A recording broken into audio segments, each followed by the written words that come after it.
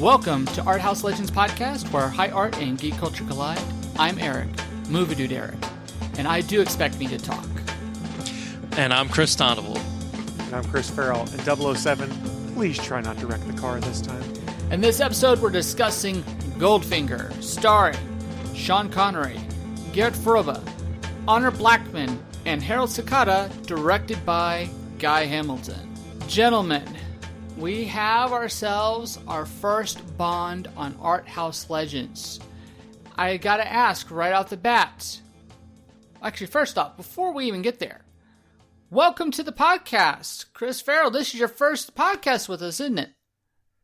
It is. You guys have been part of the network for ages, and this is the first time schedules have lined up appropriately. I just wish it didn't take a worldwide pandemic for me to have the free time to come podcast with you. Well, that only means that I get to put out more podcasts at the same time. Wink, wink, nudge, nudge. But this is our first Art House Legends James Bond movie. I gotta be honest here. I would have thought that it would have taken longer than 7 years to eventually get around to a James Bond movie. Now, I gotta ask right off the bat, though, what is your familiarity with James Bond as a franchise? And do you have a favorite Bond? Chris T. For me, I'm not super familiar with them. I've seen most of the new ones, and I've seen a couple of the old ones here and there. Mostly when I was much younger and they were just on TV. Going back and watching this just reminds me of how awful things used to be. Just wow. Yeah, just all in all. Because I mean, looking at the everything, it reminds me of this was, I think it was done in like '65, and then just like 10 years later, I think the level of filmmaking jumped up quite a bit. Well, I might have some words to say about that specifically, but that can hold on for just a little bit. So, Mr. Farrell, what is your familiarity with Bond? So I've actually got a pretty decent familiarity with Bond, and it's all because of my father. And he and I went to movies all the time growing up. And I remember my first Bond movie I went to go see was when he took me in 1996, at roughly the age of 12, to go see GoldenEye in theaters. And then we went and bought the N64 game. And from that point forward, it was like, I want to watch more of this. And thankfully, we always had, what was it, Spike TV or TNN that would always do the Thanksgiving Bondathons and things like that. So between those and renting movies, I think I watched most of the Bond movies with my dad because it was something we both enjoyed. So I've seen all of them at least once. I can say that much. Some of them I saw once and went, why the hell did I watch this? But I've seen them all at least once. Well, when you have 22 Bond films made, it is possible to have a few or a majority not be as good as you would hope. That said, though, Chris, I'm actually Chris Farrell. Sorry, we have two Chris's here. But Mr. F, my story is kind of like yours. My dad was a huge James Bond film, and my first real experience with James Bond was Live and Let Die. And by that, I just mean that I saw like 5 minutes of it before bedtime and kind of walked off. And I was really not that impressed because I was a Star Wars kid through and through. But as I got older, I did eventually start watching some of the Bond films. It didn't really become a franchise of interest to me until I saw GoldenEye. That was my first. That was not just my first Bond movie. That was my first movie or first experience going to a movie alone at night. I know that sounds really kind of weird saying it that way, but I don't know. Just I had a choice between GoldenEye and Toy Story, and part of me was very excited about seeing Toy Story, but I thought to myself, no, I'm a big boy now. I need to put the Disney stuff away, and I went and saw GoldenEye instead, and I fell in love with James Bond in that movie.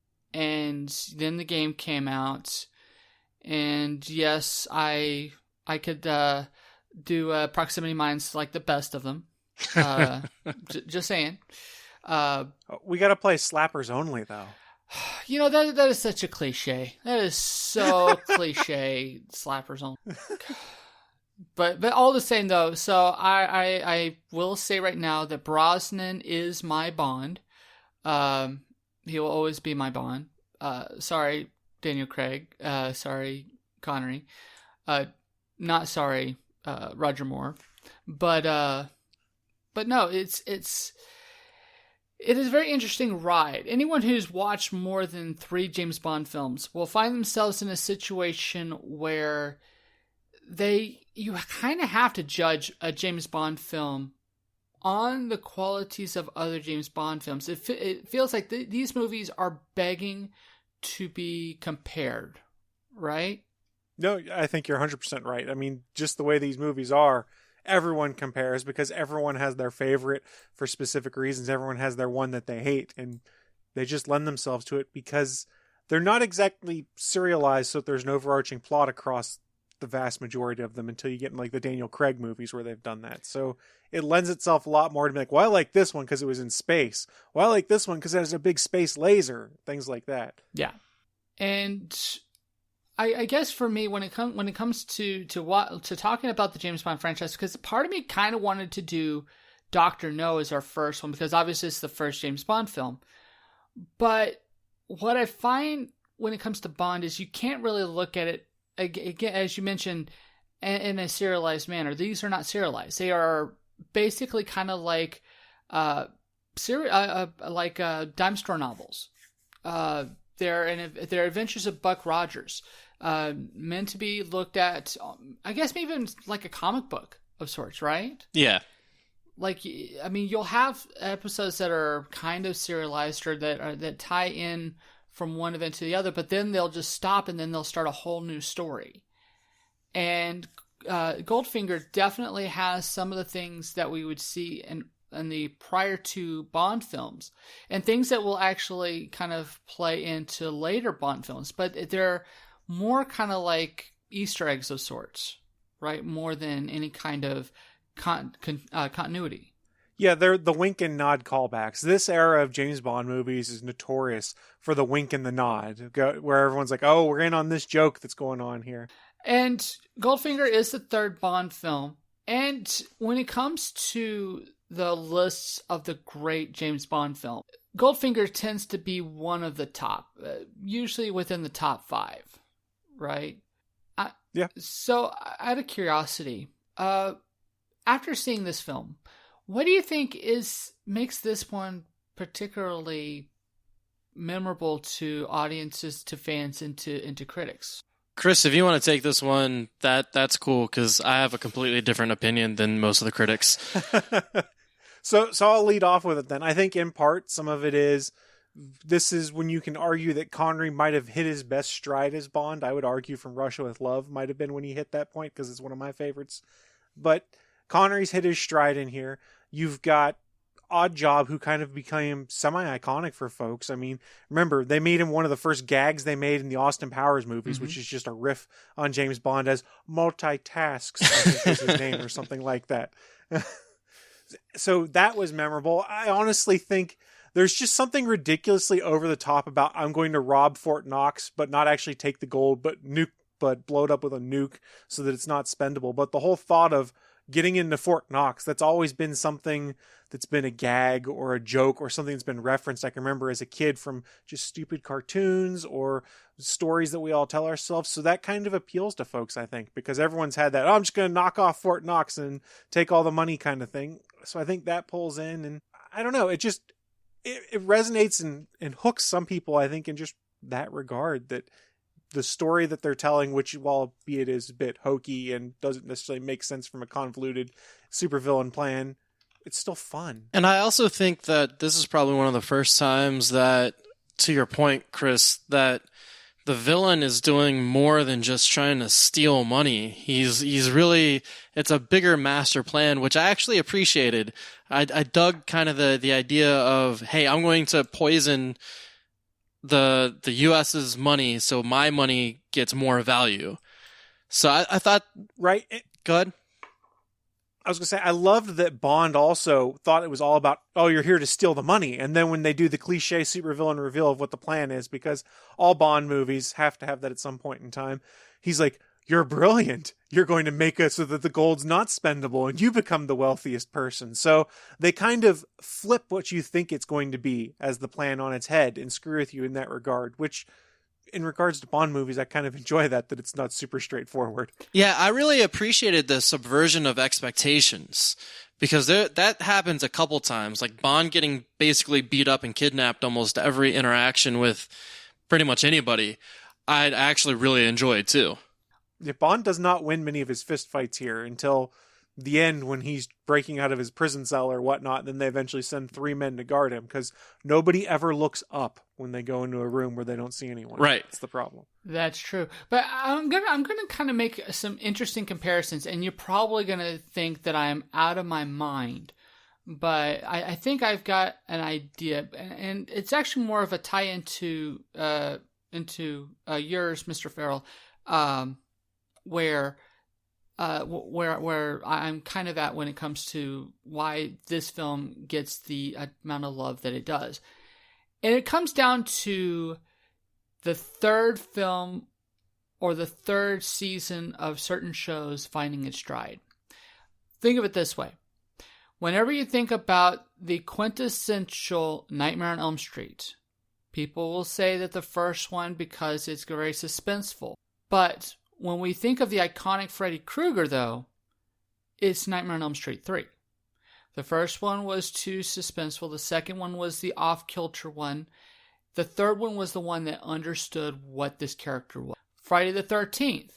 The iconic Jason Voorhees doesn't show up until the third film.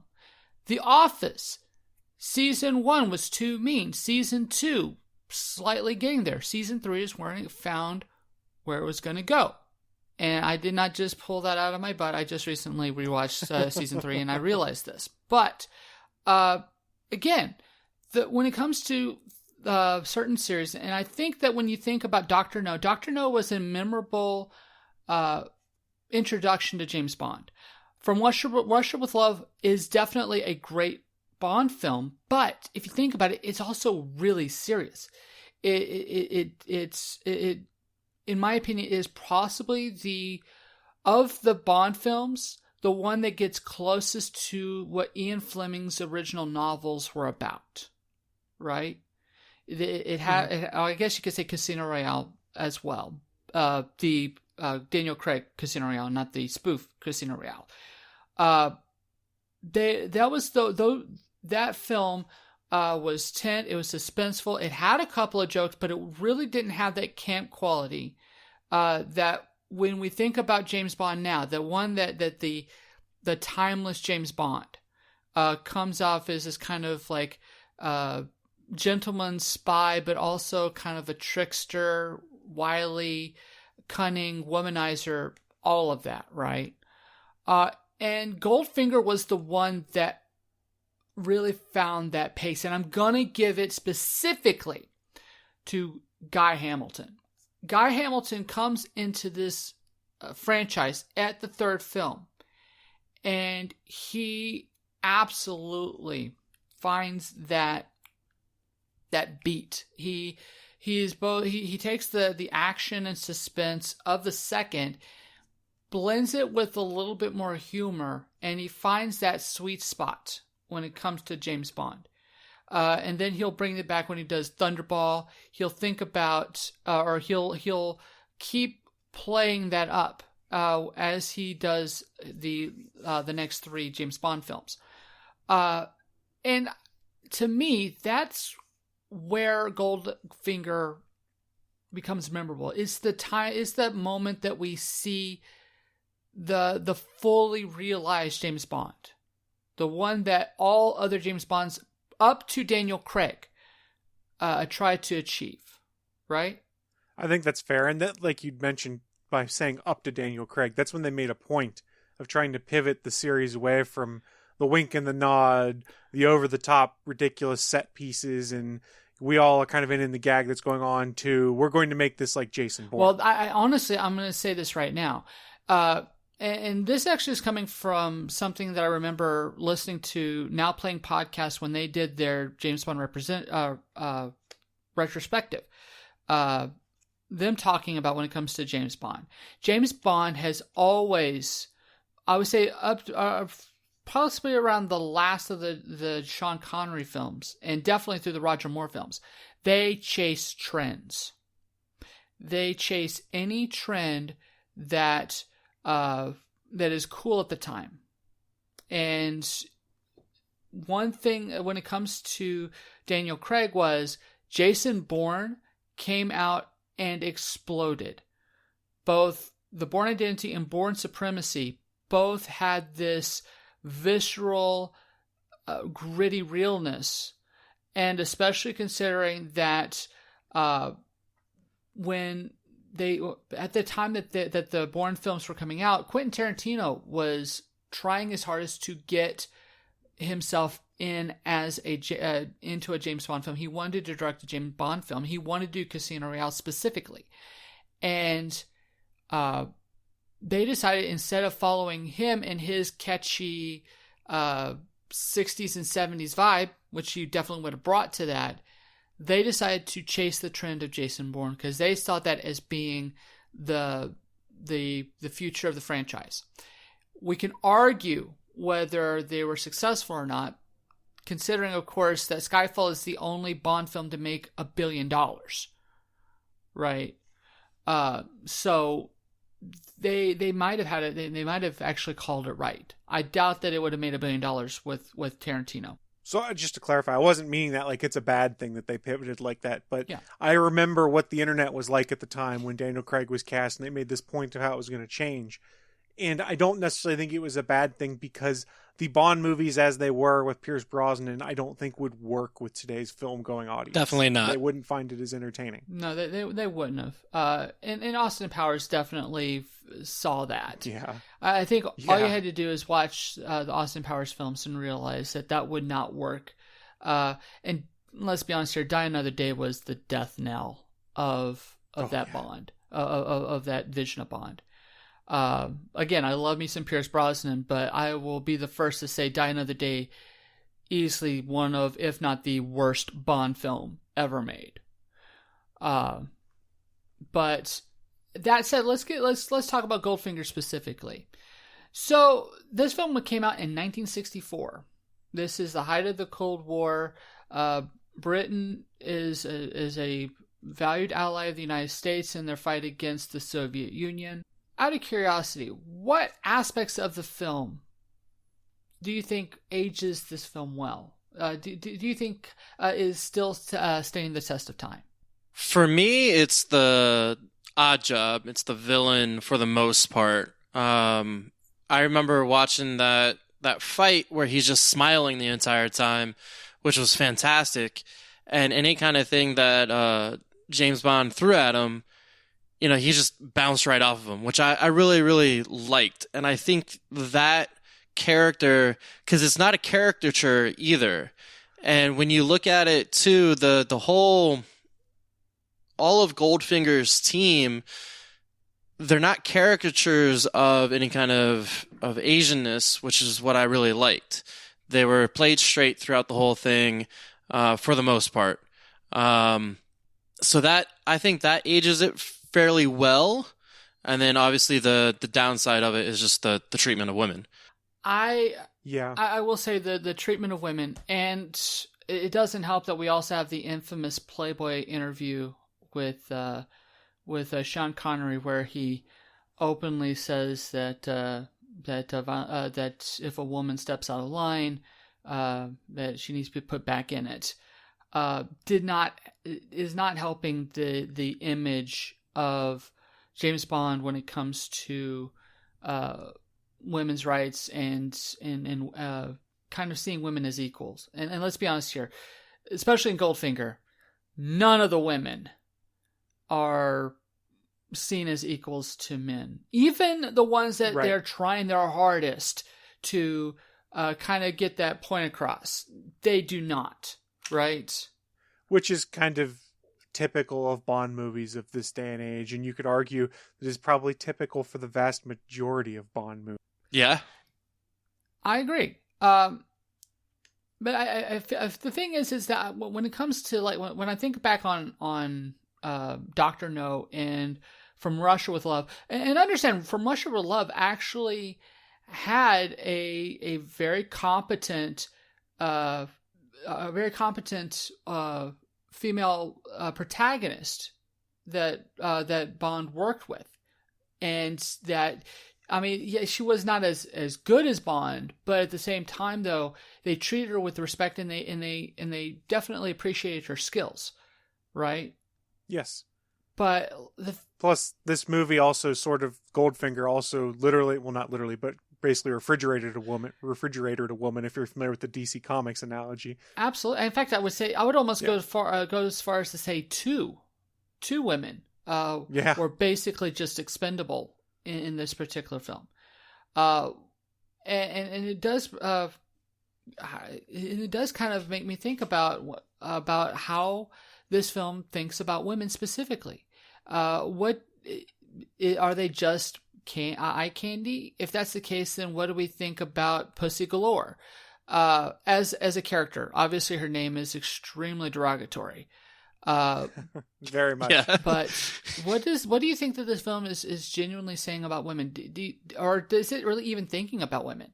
It's not thinking about women, I don't think. These movies, especially at this time frame, they were not intended to appeal to anyone but a male audience. Look at the way it goes. It's all about smoking cigarettes, drinking vodka martinis, wearing fancy suits, gambling, saving the world, and sleeping with every woman you can find. I don't know many women who are like, this is what I'm all about, especially back in the 60s, that probably wanted to see a bunch of that.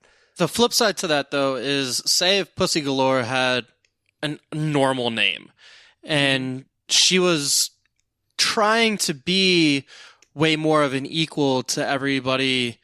I think being the captain, saying, hey, I'm a captain and I'm a damn good captain, or a pilot, and that's it. And having her own pilot team and the flying circus that she has. I mean, with that all being women, there is kind of you can see that there's a try in there, I feel like. But there's so much bad, starting with even the pool scene where he just dismisses her, whatever his date, I don't remember her name, and then just smacks her on the ass and tells her it's man talk. Like that's the worst that you can do, and then that just sets the tone for the whole movie. And then you're looking at everything through that kind of lens. They somewhat try with Pussy Galore, but the fact that they can't even give her like a proper name is so bad. It's just the worst all the way through. Well, but that's the gag with Bond movies, for better or worse. And we got to remember to look at this through the lens of 1964 when we're doing this. And that was, like it or not, different world then, and this is how things work. It's very different looking at it through today's eyes. I completely agree with that. I mean, let's be honest here. The first Bond girl was named Honey Rider, for crying out loud. Yeah. I mean, right. Don't get me wrong. Pussy Galore is definitely more derogatory. But at the same time, though, I will say, though, that you could say that Pussy Galore is slightly more competent than Honey Rider. Yeah, for sure. Has a little bit more character. I mean, that's a low bar. Let's keep that in mind. She is I guess she's supposed to be a henchman for Goldfinger, or at least a hired goon for his plan, which we'll talk about the plan in just a moment. But I think when it comes to her loyalty to Goldfinger and Goldfinger's plan, we got to talk about the magic penis, right? Right, and that's what I was going to bring up, is the fact that they do a good job, rather, of establishing that she's got this awesome flying circus. She leads this business. She's an incredibly competent pilot. But then James Bond, with his magic penis, basically flips her and turns her good. And you're like, wait, what? What? I mean, don't get me wrong. Every man wants to believe that he has the kind of skills that would change a woman's life forever. I mean, this gets us back to who the intended audience of the flick Right. is again, and it's coming back to the male demographic. Well, I'll be honest here. When it comes to these types of movies, this was designed specifically for men, and the demographic was specifically men, and also I will almost say, especially with the cartoony nature of the action, I think they were going for a young man, boy demographic. They were going for the matinees a little bit.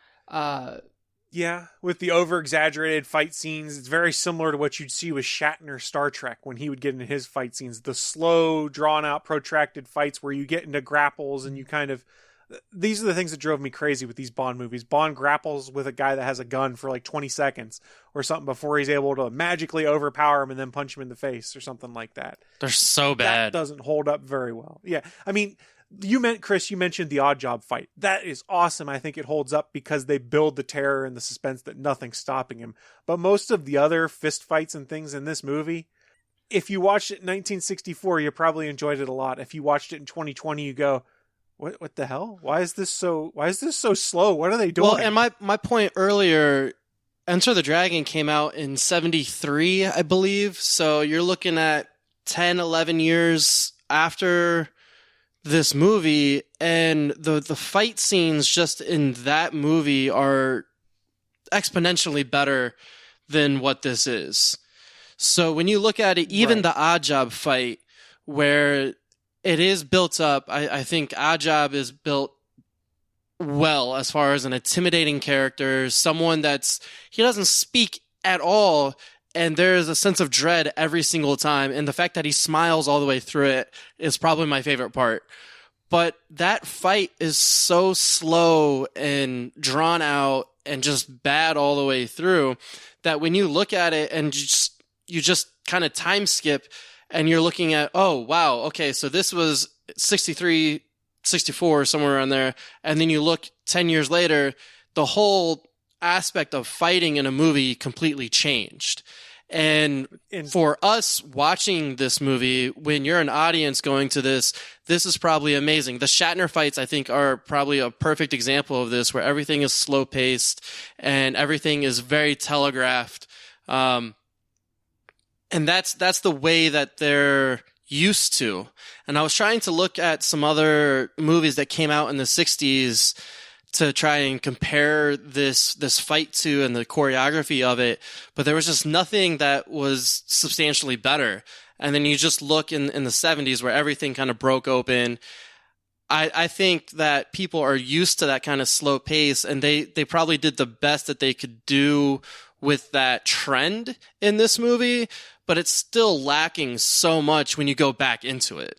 Right, and to be fair, Bond movies in general aren't really known for their great fight scenes until you get to some of the stuff we've seen in the Daniel Craig era ones, where I forget the movie that it was in, but when he's fighting in the skyscraper with all the lights behind them changing throughout scenes. I wish I could remember which movie this is all of a sudden. Sam Mendes directed that Bond. Is that Skyfall? I think so. Yeah, he did Skyfall. Yeah, the fight and scene in Spectre. Skyfall. Yeah, Spectre was trash, I think. But Skyfall, I enjoyed that one a lot. And that's when they had that fight scene on top of the skyscraper in Hong Kong or wherever, where the neon lights are changing behind. And that is an awesome fight scene. You've got speed, you've got cool camera angles and tricks like that. That's the kind of stuff that, through today's lens, we expect. And I'm honestly, I wonder if you were someone who saw Goldfinger in the theaters in 1964 when it came out, what you thought about the fight scenes. Were you like, oh, these were so cool, or they were just a bridge to the next part of the story where James Bond gets to do something cool? Right. And I mean, we definitely have to when we talk about action when it comes to the Bond franchise, you can definitely see an evolution of that action. I will say that they kind of, when it comes to the way that Bond fights, it comes down to the fact that I want to say, if I'm not correct, Sean Connery was by the time he was doing Goldfinger, mid 40s, maybe even late 40s, and so he doesn't have the same stamina and kind of action ability. He was never designed for that, and so he, you can definitely sense that he just he was doing the best he could, but that they had to tailor the fights around his physicality. The same goes with Right. Moore. Moore actually had a little bit more physicality as earlier Bonds. Like if you watch like Live and Let Die, you can definitely sense that he has a little bit more spryness to him. But then when you go to View to a Kill, he is absolutely phoning it in. I mean, you can almost tell that there's more stunt double there than he is. And you can almost say that in his acting scenes too. Timothy Dalton, when he's at this point he's possibly the youngest of the Bonds, and he's very physical. He's running, dashing, jumping. You could definitely sense and I almost feel like, especially when it comes to Living Daylights, they want you to see that that's Timothy Dalton, almost to kind of as an apology for View to a Kill in the point. The same goes for Pierce Brosnan. Pierce Brosnan is doing a lot of the action beats, with the exception of the more dangerous stunts, and you can definitely sense that up until Die Another Day, which you can also kind of see he's kind of phoning it in a little bit, right? Right. When the Bond actors get to the tail end of their run, you can tell, because oftentimes the movies aren't quite as good to wrap up their run, and those actors are just like, what doing right now? This is terrible. And side note, I just went and looked to see Sean Connery was born in 1930, so he'd have been about 34, 35 when they were doing Dr. No. Yeah. Not Dr. No, Goldfinger. Yeah. Sorry, complete brain fart there. So mid-30s, but again, I don't think Sean Connery, like you mentioned, Eric, was ever really known for his great action scenes on screen. It was a means to an end, and he was there to be an actor, not a fighter. That's true. Yeah, and I think also, so this film specifically too, even the fight with Pussy Galore in the barn or stable or whatever it was, the judo throws and all that stuff. Yes. Some of it was okay, but the hard cuts, that shows you kind of the skill level that these guys had, to where they're not able to really do it nearly as much with themselves and throw themselves into that actual choreography and that fight and that physicality of it. They had to use different camera tricks to show the different effects. So I think that when you look at that fight, I do think, or all the fights in the movie, I think it is kind of that the idea of, hey, this is what I want to do, but I have limitations with my actors. And I respect the especially considering that for the most part we don't really have this style of action being very being prominent in films of this age. Action movies pretty much came down to westerns. We don't really get a whole lot of bare knuckle brawler movies. Westerns and gangster films were pretty much the action genre up to this particular point. Later on, we'll definitely see more action, and in fact, I would almost say that the best thing I also, I guess, World War II movies to an extent, but there's a whole lot of shooting and not a whole lot of like throwing, punching, Right. There's not a whole lot of close quarters because they didn't really know how to choreograph it or shoot it, or even kind of get the idea of this is actually how we fight for real, because it is very much you're looking, like what we talked about, this is in the throes of the Cold War, so you're looking more for espionage and way more for guns and all the battles that happen in World War II. So I think that's completely different as far as the filming that they've done before this film and what they were still trying to do with some of the fight scenes. I agree. And I want to say that at some point we will eventually get to Enter the Dragon and to the final, the merging of Eastern action with Western sensibilities that came with that. But at the same time, though, I feel like there should be a slight curve when we talk about the action of Goldfinger and action of the mid to late 60s. I feel like we will eventually get that frenetic action beat. I would say possibly about like 1970. We would definitely see it. Steve McQueen, I would say, is possibly the grandfather of what we consider to be the modern Hollywood action. Hollywood action evolution, if we want to call it that. But when it comes to Sean Connery, and especially considering that, especially for British films are not really known action heavy, and we have to keep in mind that that the Bond films, all the way up until I want to say the Brosnan era, or okay, maybe even the so far as to say the Dalton era, is extremely British. There is something almost pervasively British about these movies, right? Yeah. It's very pompous and kind of pomp and circumstance, yeah. Well, I mean, if you think about it, I mean, we talked about Austin Powers kind of lampooning this, but one we haven't really talked about, and I don't know if you agree with me on this, but can we also talk about The Kingsman also having a swing at the gentleman spy? Yeah. Kingsman does it, but then kind of goes, we don't need to keep making the gag after they do the initial round of like, here's how we do our take on how British spies would work. Right, and I think Kingsman blends the fighting and because it's more modern, they can blend both of those pieces together with you when you have kind of that fanciness and that street credibility in there as well.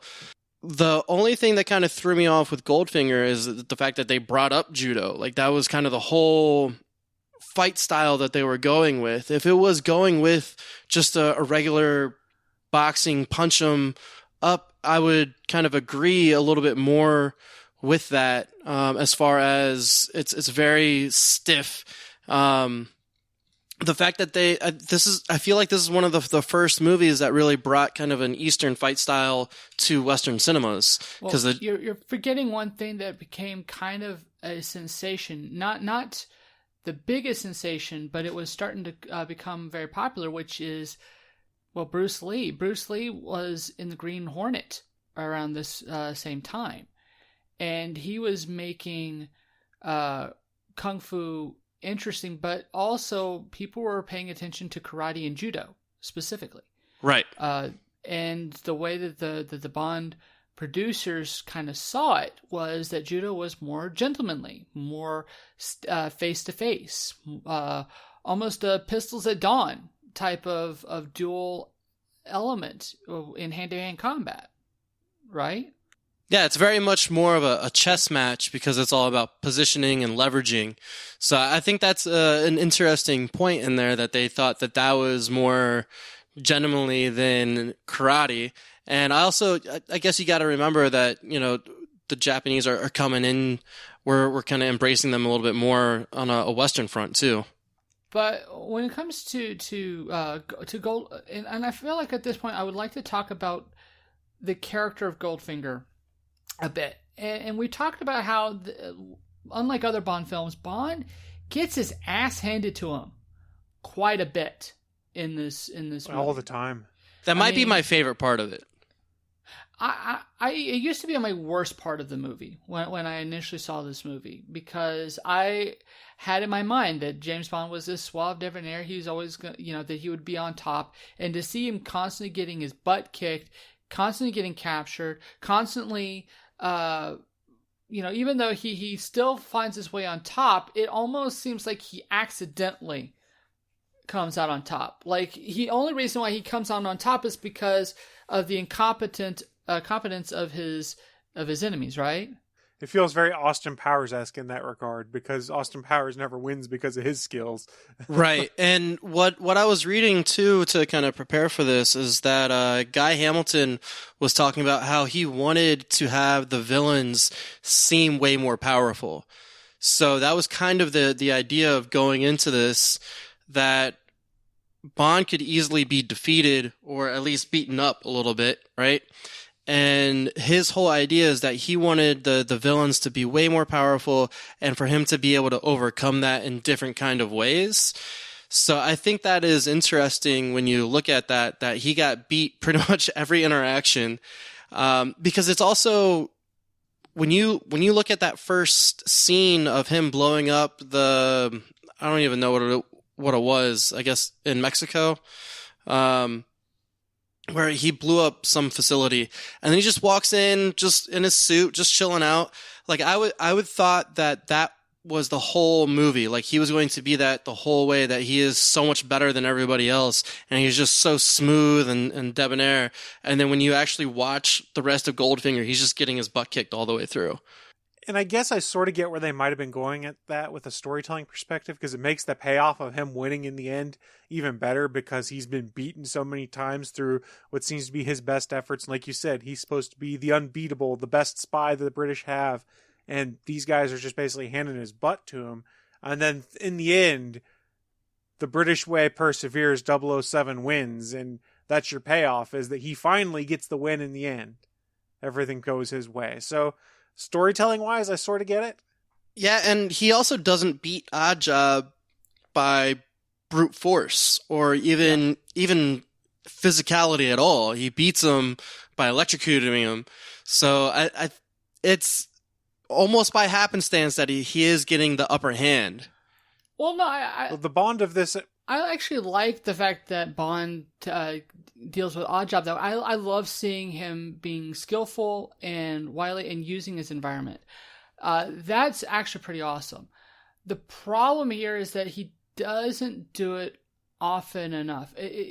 And part of it, I think, is just because they want to show him being overpowering his more than skillfully dealing with them. Although he does deal with Goldfinger the same way. He does find ways to outsmart his enemies, but a lot of them he feels like he has to do more punching or shooting, instead of like showing some genuine skill and thinking himself out of the situations that. But I mean, am I wrong there, or am I missing something?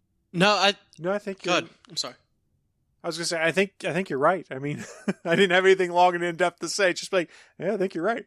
Yeah, because I do believe that I thought throughout the whole movie that even though he was getting his butt kicked through it, that he always kind of had the upper hand, or I was waiting for him to have the upper hand and to kind of show off some of that skill in there to say, okay, no, this is exactly where I want him. Because even when you look at, what was the CIA guy or the FBI guy?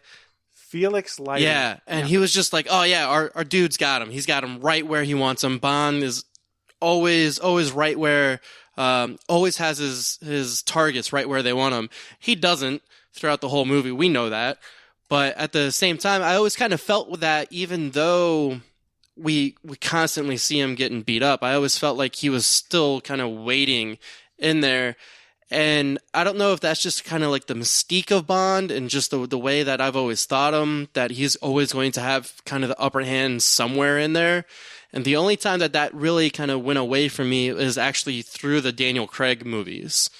And I want to talk about Daniel Craig, but at the same time, if I went down that rabbit hole, we'd be here for another hour. Yeah, pretty much. I will say, though, that I do appreciate what the modern Bonds have tried to do when it comes to the action and making Bond more resourceful. And I want to say that actually really starts with Dalton. Dalton was the first one to truly get there. I feel like when it comes to Connery later on, as well as with Moore, it was always playing on these cheap tricks and not really, setting up these action sequences that truly show Bond's resourcefulness. Just more kind of like he takes advantage of the incompetence of the villain. Like we talk about Oddjob. Oddjob could have easily crushed Bond if he would have just grabbed him and just snapped his spine. Right? We get the sense he could have done that. Instead, he crushes he decides a golf to go for his hat. The hat that would require him to move further away in order to throw it properly to get Bond. He already is a close quarters fighter. We've seen what he's capable of doing at a close quarters. Why go for the stupid hat? Because it looks cool. It's I mean, because to crib a phrase from my former co-host in the Starring Tribune, Neil, because plot. I mean, they went for the beat, which is they made the hat his iconic weapon, so he's going to want to finish Bond with the iconic weapon that he's got. From our point of view as a viewer, we go, this doesn't make sense. You're such a good brawler. Just beat him.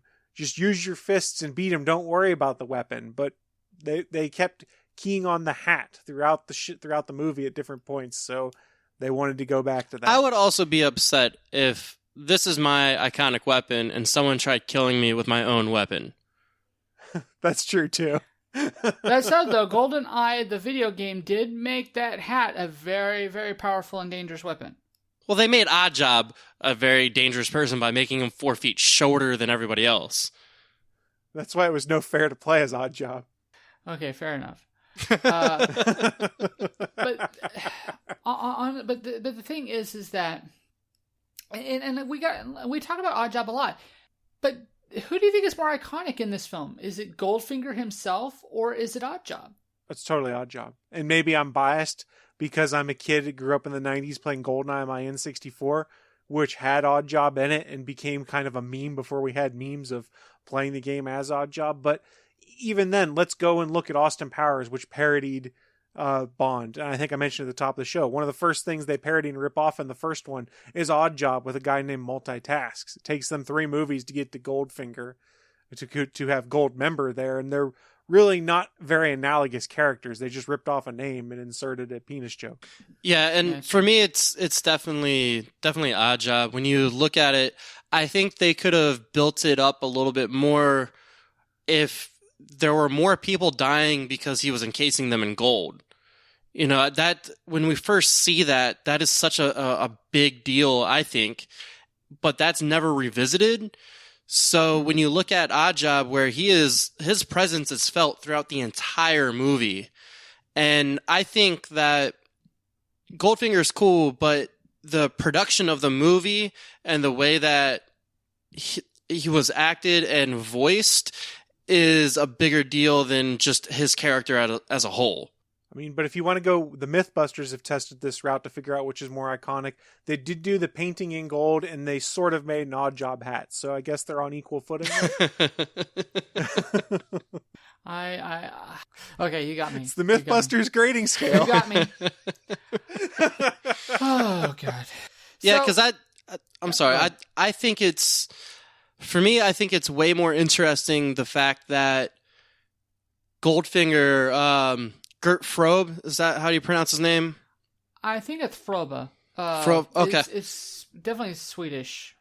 Either way, I think it's way more interesting the fact that he didn't that's not his own voice. Or for the most part, it's not his own voice. There's only a couple scenes here and there where it's actually his own voice, but everything is like perfect all the way through. As far as you are never disconnected by seeing someone's mouth move and then the voice be completely different. So for me, I think that's more of a legacy than just him as a character. And I think you definitely got the point right there, because quite honestly, Oddjob is just he's visually different. First off, he's Asian, which is different from all of the white people that we see in the movie. He's got a unique skill set. He doesn't say maybe like 5 words in the entire movie. He has all these things that make him stand out from the other villains and from the other characters. And he also has a unique skill set. Goldfinger does not have these things. He's the brains, right? He is the mastermind. But at the same time, though, first off, we don't really ever see him have a genuine success, right?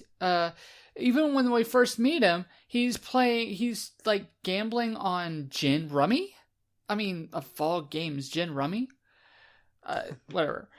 But, Bond foils him at that, right? I mean, the only thing that he actually does is capture Bond. Repeatedly. Yeah.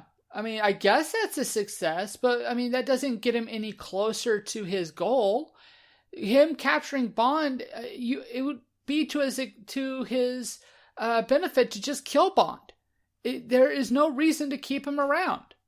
I mean, Funny you mentioned that, because my wife watched this with me. She'd never seen a Bond movie before, and she's like, "Why didn't he just kill Bond? Why is he bringing him with him?" I said, "Because plot. I don't know." He made some kind of point about knowing about the heist, but I don't. Operation Grandstand. Right, or Grand Slam. Yeah, Grand Slam. Excuse me. But yeah, I don't know exactly why. And I think the other thing for me is that if you're going to have a villain that is the brains, when you are doing a card game, you shouldn't be cheating on the card game to win. You should be the master of schemes and the master of reading people and have all this stuff. So right off the break, for me, watching this for really the first time, because the last time was when I was like 5 or something, I don't remember. It was, this guy is nothing. He's cheating his way through everything. He might have kind of a grand scheme of the way that it should work, but he's nothing without his actual cheating and his resources. Yeah, he should have been more like Le Chiffre from Casino Royale. Mads Mikkelsen? The Mikkelsen character. Yeah. Mad Mikkelsen. Yeah, I can't say his name for some reason. Who was that character you just described, who was the smartest person in the room, that had the grand plan, things like that. I just feel like Goldfinger, they set up to be the guy that postures like he's the greatest person. He does have a decent enough scheme, but that's about all he's got going for him. So, I mean, and one thing I just thought of, going back to which is more iconic between Oddjob and Goldfinger, I mean, I think we could also say Oddjob because they basically rip him off with Jaws later down the line, which is another character that says nothing, that's an unstoppable tank. Yeah. Yep. With a unique gimmick. In this case, his jaws instead of a hat. Okay. I'm going to say something that's going to be extremely controversial. Ooh. But I feel justified in saying this. GoldenEye is the better version of Goldfinger. Think about it. It pretty much it follows kind of the same thing. They're going to destroy something that the world needs in order to benefit them from themselves personally, right? They're not stealing for themselves; they're destroying for for another type of game. We have a extremely memorable sidekick or henchman, right? We have Oddjob for Goldfinger. We have Xenia on the top for GoldenEye. But Goldfinger is not, outside of him having this grand plan, which is just a wild scheme to begin with, is not a physical threat. He's not any kind of threat outside of what his plan is, whereas Trevelyan in GoldenEye is a threat. He is still dangerous even when his plan fails. Right? Yeah. GoldenEye does the things that Goldfinger wanted to do. And I'm not going to say, and that's not to say that I don't appreciate what Goldfinger does. Again, you have to kind of look at it from, hindsight, right? GoldenEye saw what Goldfinger did, and they were able to do something more with it and to develop the characters more. Goldfinger is kind of caught in being cool. Let's be honest here. James Bond was cool at the time. He was the quintessential cool. He was the quintessential style, of the 60s. And so they were riding that wave, right? Yeah. I mean, no one's going to say Roger Moore is quintessential of cool. By that particular point, No. He becomes kind of a quipster, a jokester, a kind of a hip type character, not really a cool character, so to say. And so, Dalton comes and he's kind of the working man's Bond, right? He's hard hitting, hard punching. He doesn't really have style, but he does have the action chops, right?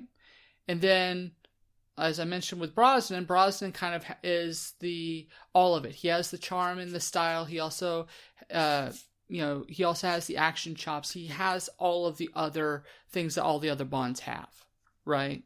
Or at least that's just my opinion.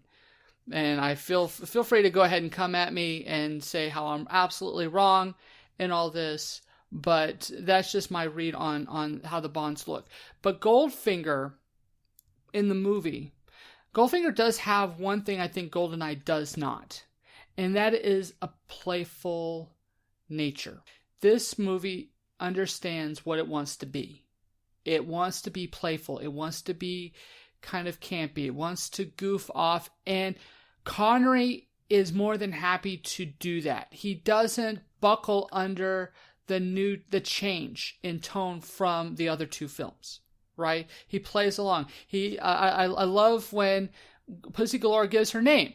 You see that kind of smirk on James Bond's face.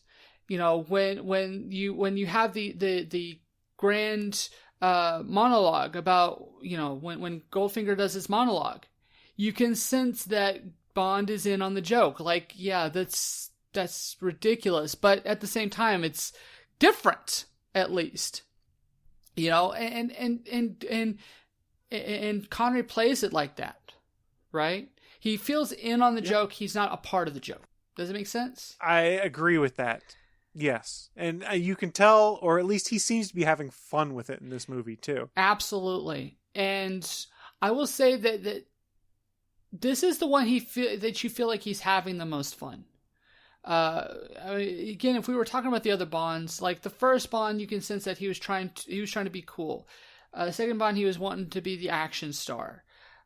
This one, he just kind of just went with it and go, you know what? Let's have some fun with this character. It's again like Robert Englund with Nightmare on Elm Street 3. He stopped trying to be scary and he just decided to do his own thing with the character and to play it kind of threatening, but at the same time goofy at the same time, right? And that's kind of how it feels like with Connery. And I kind of admire that about him and what he does from here with the rest of his Bond films. They are not so stuck up. They're not so trying too hard with the action. They just they kind of know what kind of movie they want to be at that point, right? I think you're correct in that regard. I mean, Connery's one of my favorite Bonds, though, so it's going to be very hard for me to be like, oh no, Connery bad. I also feel like this is very much like a 4-quadrant movie. Like it's there for everybody, and I think they do a good job because they don't take themselves too serious, which I really like. Like when you have your cavalry basically just sleeping on the side of the road, and then that's when everybody wakes up. And now it's time to go catch the bad guys and stop the bomb. Like that kind of shows you the whole idea of what is happening in this movie. And so with that said, I do have to, because we're talking kind of about the about kind of the zany nature of this film. We kind of have to talk about one of the unsung heroes of the especially of the Connery Bond era, and that's Ken Adams. Are y'all familiar with who Ken Adams is? No. Only because I saw it in the show notes. Ken Adams is he's the set designer. Basically, all the production designs that you see, the sets, some of the props, all of that stuff is his. He is the one who, like the elaborate layers. He's the one who designs those, and he's well known for these. In fact, if you'll look at any of, I think of Thunderball, I think of Blofeld's layer in Diamonds Are Forever. All of that is Ken Adams. He makes these large sets. In fact, you've heard of the 007 stage in England, right? Yes. The reason why is because Ken Adams would make these huge sets, and that they would require these large sets in order to do these things. And he's the one who would create these large, elaborate sets that people could film entire action sequences to, and he's responsible for that. But what was your impression of Goldfinger's set pieces? When we think about Fort Knox, when we think about the stables and the underground layer underneath the stables and stuff like that. Goldfinger's lair is just cool, let's be honest. Even looking at it through today's lens, where he's flipping switches and the ceiling has windows that are covered up all of a sudden, you've got the floor unfolding to show a map, you've got a pool table that spins around and then flips upside down to reveal things. It's just cool, and it just scratches that itch for wanting that supervillain lair that we always talk about in like comic books and things like that. It's exactly what a supervillain lair should be when you flip a switch. I loved it.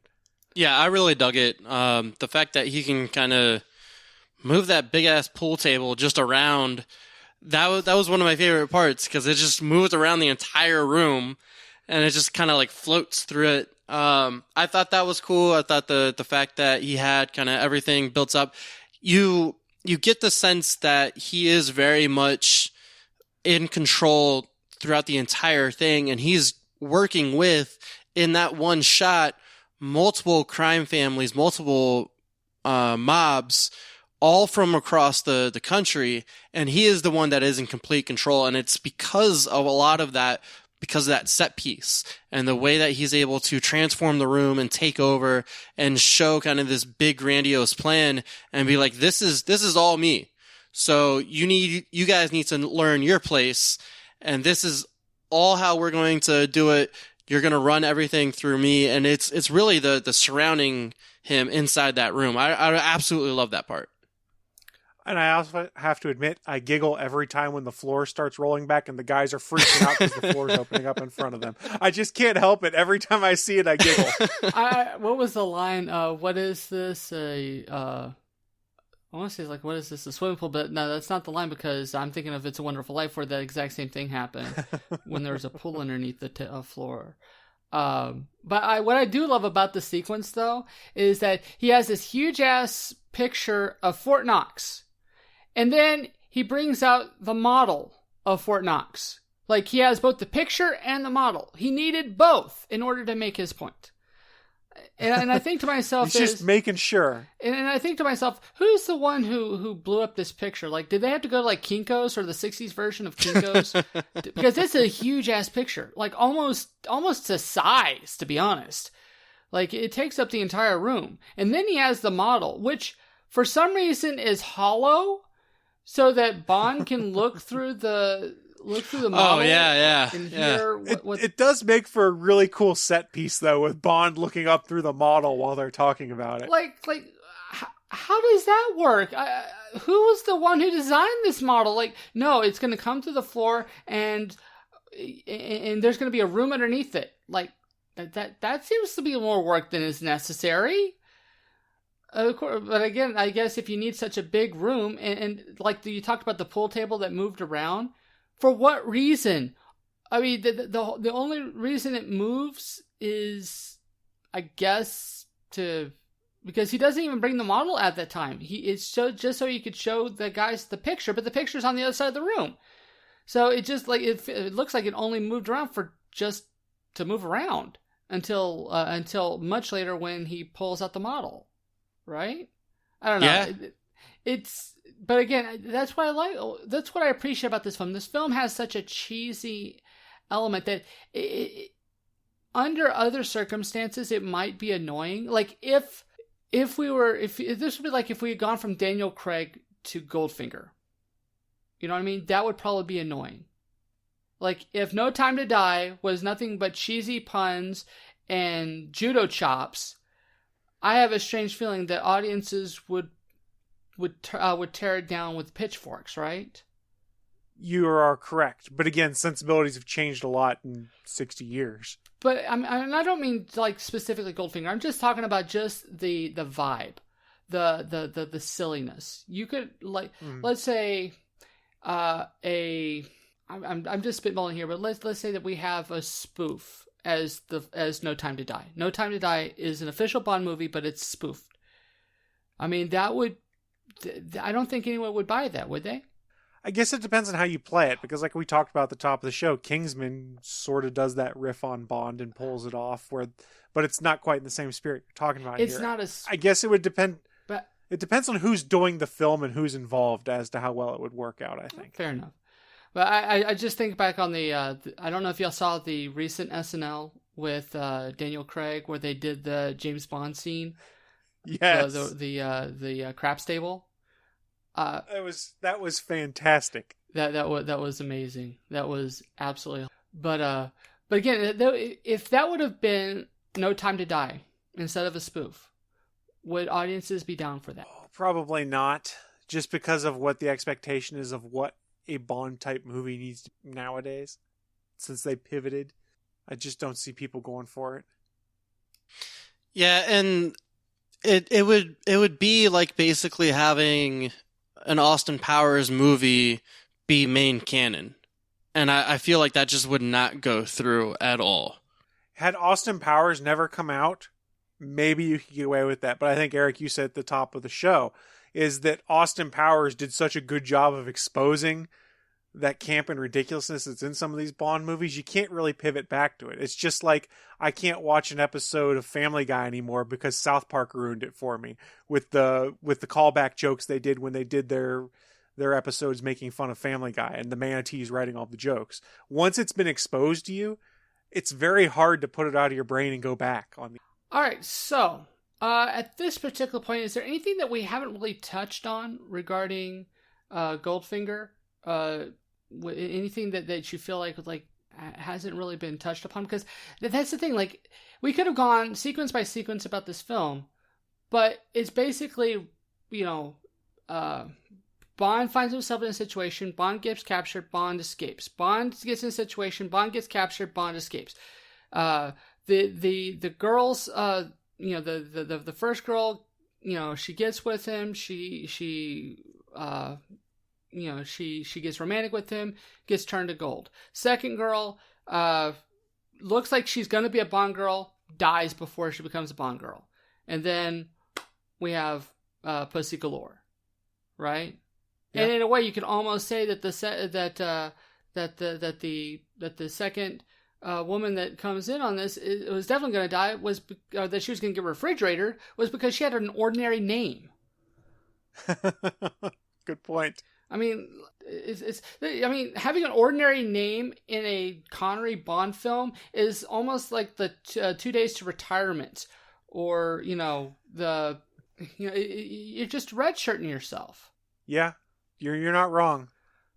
But is there really anything more that we should be? I feel like when it comes to analyzing Goldfinger, you have to analyze the vibe more than you do the scenes.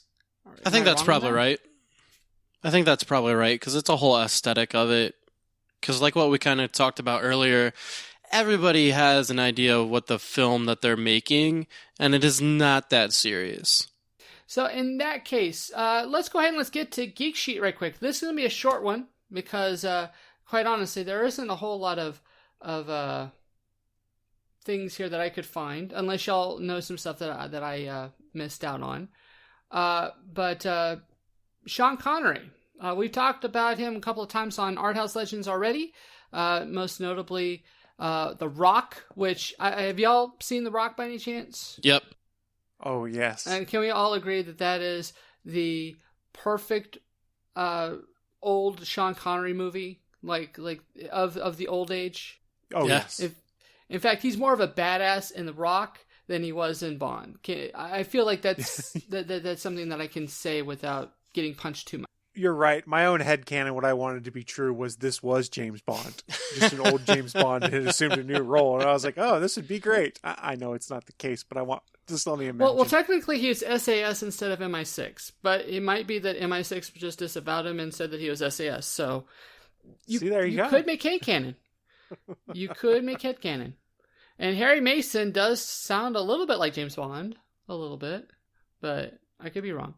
And then, of course, we had a special episode about Zardoz, thanks to a certain Wing who challenged us to watch that movie. Not officially an art house legend, but definitely an interesting movie, which you can check out our podcast on that as well. Out of curiosity, what Connery movies are you familiar with outside of the Bond stuff? Well, you can't skip over the last Indiana Jones movie as Henry Jones Sr. That one is always one that comes to mind for me. You already talked about The Rock. Entrapment. Is that the Catherine Zeta-Jones Yeah. one? Yes. For some reason, that one always comes to mind, just as him as like the thief that is smarter than everyone. Highlander for me, and then Yes. Hunt for Red October. Oh my God. I cannot Oh, believe yeah. oh God, I love that movie. I love The Hunt for Red October so much. Oh boy. It makes me almost ashamed that I was thinking Dragonheart or First Night. But Yeah, when I saw this little geek sheet and that wasn't on there, I was very disappointed. I will admit that I completely blanked out on that. But at the same time, I almost kind of like doing that because I like hearing what other people think is important when it comes to the geekery that we have in these movies. Because I like to geek out more on the technical side, the directors, producers, the set designers, as you heard me talk about Ken Adams for like 10 minutes. I love giving, because to me, actors are great. And I'm glad that we have great actors, and especially actors who are willing to let out their inner nerd. To me, though, it's only during the Oscars that you get to hear about the set designers and the editors and the cinematographers and all these people that make these movies look so good and look so interesting. And a lot of them do some incredible work. And to me, that's the moments that I want to talk about those types of people, more than really the actors themselves. That said, though, unfortunately, Bond productions usually are done in-house. So most of the people who did these films didn't really work on a whole lot of other stuff. And I know that I'm going to get hit because like Guy Hamilton did a James Bond knockoff called Remo Williams in the 80s with a young Fred Ward. I don't know if y'all are aware of Remo Williams. Nope. Or the... I am not. Or the former Trimmer Hunter Fred Ward. And if you don't know, if you've never seen Tremors, then I feel so sad for both of you. Oh, I have. I've seen like all of them. I have. Okay, so you know who Fred Ward is. Good. Yeah. All right, so I don't feel like I should chastise you too much on this. But again, the thing is that Sean Connery is royalty. The thing is, though, I think he would be the first one to kind of distance himself from that crowd, which is really sad. Because he has been an essential part of all of our childhoods to an extent, to one extent or another. I mean, is that easy? Is that fair to say? I think so. Yep.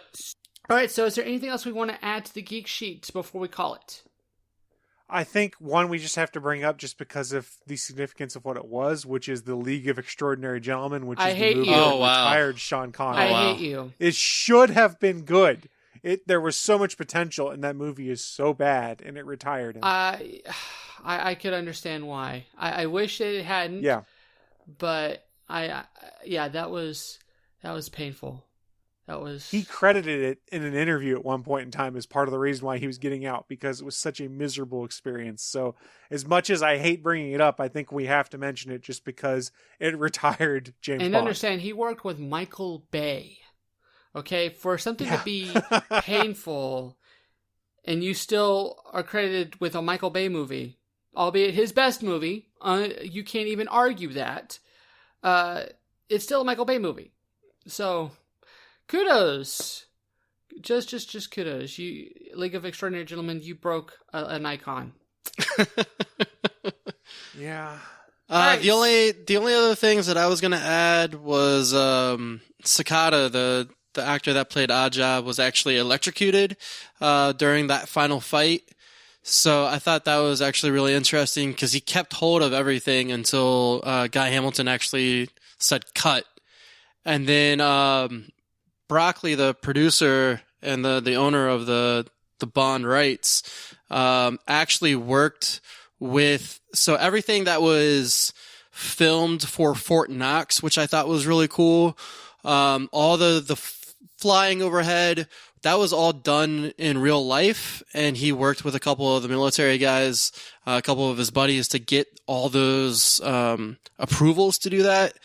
But he was not allowed to go inside the building. So kind of like what we're talking about with Adam being this nice set piece designer, he had to build that whole inside, especially for that final fight with Oddjob, from the ground up. So I thought that was really interesting, the fact that he had kind of free reign for the most part with it and was able to get what we kind of think of what the inside of Fort Knox looks like now. All right. That I'll be honest here, that is a very fascinating thing about this particular actor. Considering I don't even know if he did any movies besides this of the degree.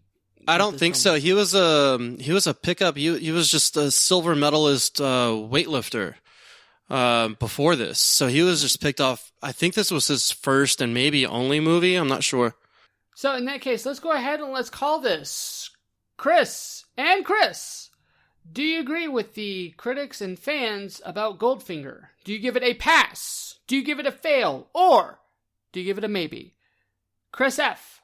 Oh, I'm a sucker for a Bond movie, so you guys already knew I was probably going to go pass. I'm going pass with the caveat you've got to look at it through the lens of a movie from 1964.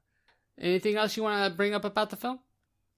It's still one of my favorite Bonds to go back and watch, but I greatly enjoyed watching it. My wife had never seen a Bond movie before and was sitting on the couch watching it while I was watching it. She goes, "This is so dumb." And I was like, I guess you just kind of have to be a Bond fan already or put yourself in the mindset of this is a movie from the 60s. She goes, I don't understand any of why this is going on. And I said, it's a byproduct of its time.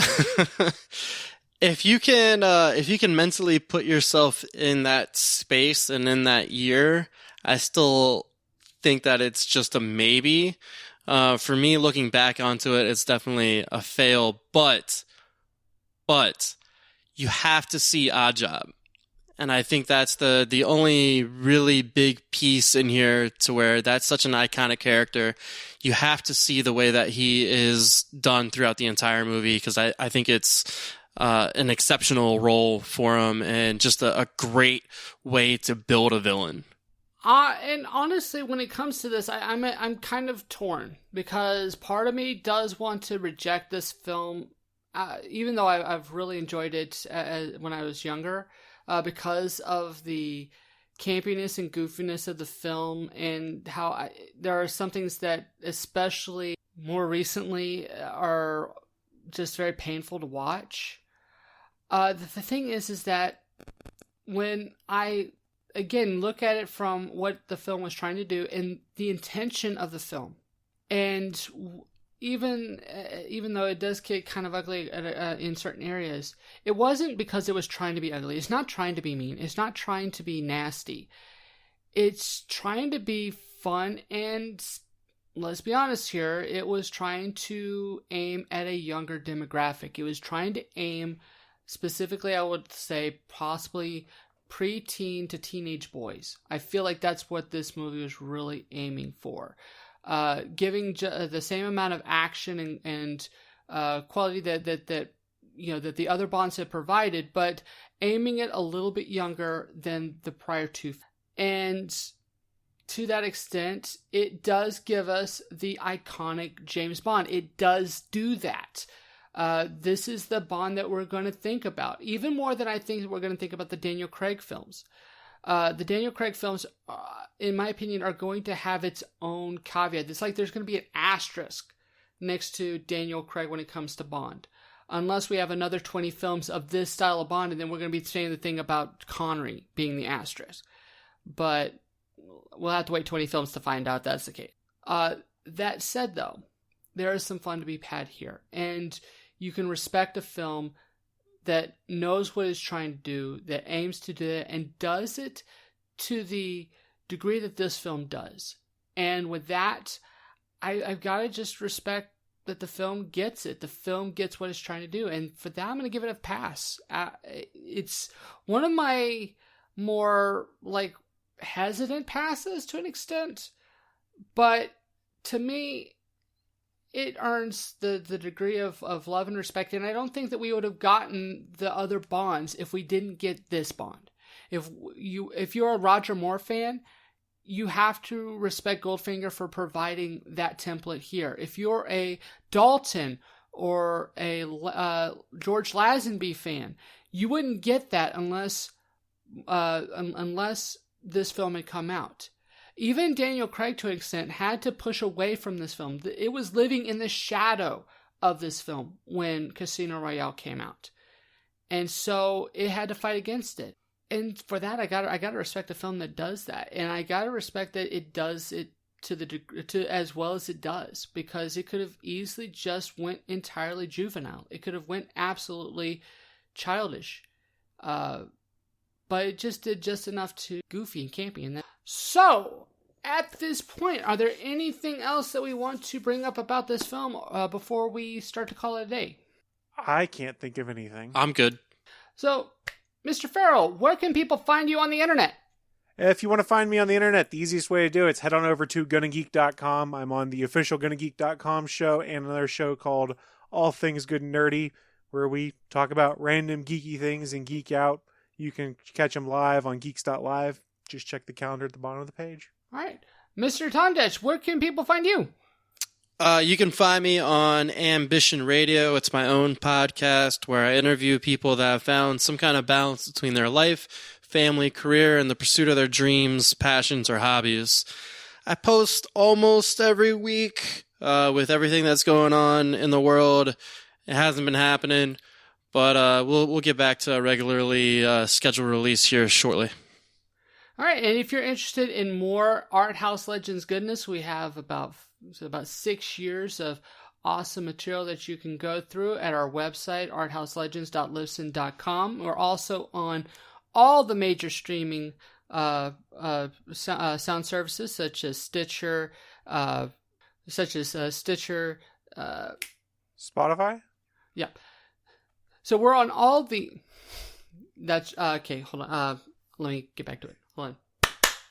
And if you're interested in more of our Art House Legends goodness, you can always find us on our website, arthouselegends.libsyn.com, where you can find all of our 6.5 years of awesome material right there, as well as on all the major streaming services such as Spotify, Google Play, iHeartRadio, and Spotify. If you would like to join in on the conversation, you can do so on our Facebook page as well as Twitter at Art House Legends.